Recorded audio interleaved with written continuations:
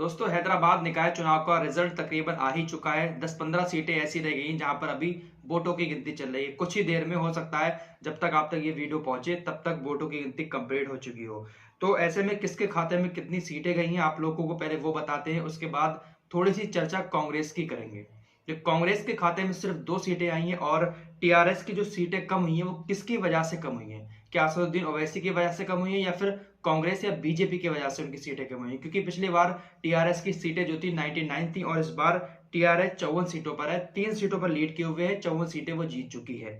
MIM 42 सीटें जीत चुकी है, 7 सीटों पर वो आगे चल रही है। बीजेपी 37 सीटें जीत चुकी है, 7 सीटों पर बीजेपी आगे चल रही है। तो एमआईएम के पास पिछले बार 44 सीटें थी और इस वक्त वो 42 सीटें जीत चुकी है, 7 सीटों पर आगे चल रही है, लीड बनाकर चल रही है। तो हो सकता है कि सातों सीटें ये भी एमआईएम के खाते में आ जाए। तो पिछली बार से ज्यादा सीटें असदुद्दीन ओवैसी के खाते में आती हुई नजर आ रही है। अगर ये सातों सीटें जिस पर आगे चल रही है अभी एमआईएम अगर जीत जाती है तो उसके पास 49 सीटें हो जाएंगी। यानी कि पिछली बार 44 थी, अब की 49 हो जाएंगी। लेकिन सबसे बड़ा सवाल टीआरएस पर उठ रहा है। टीआरएस की पिछली बार 99 सीट थी, लेकिन इस बार 54 यानी 54 सीटें बची हैं।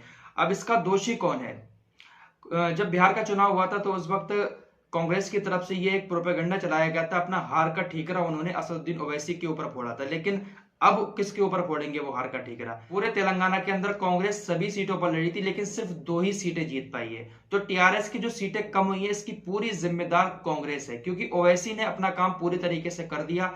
ओवैसी साहब का जो रुतबा वहां पर था हैदराबाद में ओल्ड सिटी में वो पूरी तरीके से बरकरार है। पिछली बार 44 सीटें थी, इस बार 49 सीटें आने की उम्मीद है और 42 सीटों पर तो वो जीत चुके हैं ऑलरेडी। तो ओवैसी ने तो अपना पूरा काम कर दिया, उनको कोई दिक्कत नहीं हुई, उनका जो दबदबा था वो बरकरार है। लेकिन कांग्रेस का हाल बहुत ज्यादा बुरा है। ये जो 54 सीटें टीआरएस को मिली है ना, 99 से 54 पर जो आ गई है तो कांग्रेस की वजह से ही आई है। बहुत सारी सीटें जो बीजेपी जीती है कांग्रेस वहां पर लड़ रही थी और कांग्रेस ने कम से कम 10,000, 15,000, 8,000 ऐसे वोट टीआरएस के काटे, जिसकी वजह से टीआरएस की सीटें कम हो गई और टीआरएस सिर्फ 54 सीटों पर रुक गई। तो टीआरएस की कम सीटों का जिम्मेदार पूरी तरीके से कांग्रेस है, क्योंकि ओवैसी जो है वो अपनी ओल्ड सिटी में लड़ते हैं और उनकी सीटें पिछली बार 44 थी और इस बार 49 हो गई हैं। तो ओवैसी को तो इसका दोषी नहीं मान सकते कि ओवैसी की वजह से टीआरएस को सीटें कम मिली हैं। इसका सीधा सीधा जिम्मेदार कांग्रेस है। कांग्रेस जहां पर लड़ी वहां पर 10,000, 15,000 उन्होंने वोट ले लिए और उसी की वजह से टीआरएस की सीटें वहां पर कम हो गई और बीजेपी पार्टी 4 सीटों से आज 37 सीटों पर पहुंच चुकी है। ये इसी वजह से पहुंची है कि कांग्रेस ने बिल्कुल भी फाइट नहीं की। कांग्रेस का तो नामो निशान मिटता हुआ नजर आ रहा है। हैदराबाद के अंदर तो वैसे भी कांग्रेस का कोई बोलबाला है ही नहीं।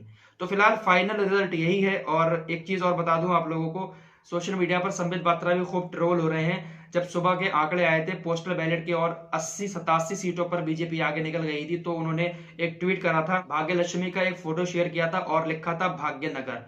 यानी कि उनको लगने लगा था कि अब बीजेपी पार्टी वहां पर जीत जाएगी, मेयर बीजेपी का बन जाएगा और हैदराबाद का नाम भाग्यनगर हो जाएगा। तो काफी जल्दबाजी करते हैं संबित पात्रा हर खबर को शेयर करने के लिए, लेकिन शायद वो भूल जाते हैं कि भावनाओं में बहकर कभी ऐसी बातें नहीं करनी चाहिए। काफी सारे यूजर हैं ट्विटर पर इन्हीं के इस ट्वीट पर रिप्लाई कर रहे हैं, इनको ट्रोल कर रहे हैं कि आपने इतनी जल्दबाजी में लिखा था और अब देखो आंकड़े क्या आ रहे हैं। फिलहाल भाग्यनगर अभी भी दूर है, हैदराबाद अभी भी रहेगा। ओवैसी ने कहा था ना कि वो किसी में इतना दम नहीं है कि वो हैदराबाद का नाम बदलकर भाग्यनगर रख सके। तो फिलहाल फाइनल रिजल्ट इसी के इर्द गिर्द रहेगा, जो मैंने आपको बताई है खबरें इसी के आसपास सीटें रहेंगी। लेकिन सबकी नजरें एमआईएम पर थी, वो कितनी सीटें लेकर आती है। तो एमआईएम 42 सीटें इस वक्त जीत चुकी है, 7 पर लीड बनाए हुए। हो सकता है कि जब तक आपको ये वीडियो मिले तो एमआईएम और आगे निकल जाए। तो आज के लिए बस इतना ही। आज की न्यूज आप लोगों को कैसे लगी आप लोग कमेंट करके जरूर बताएं।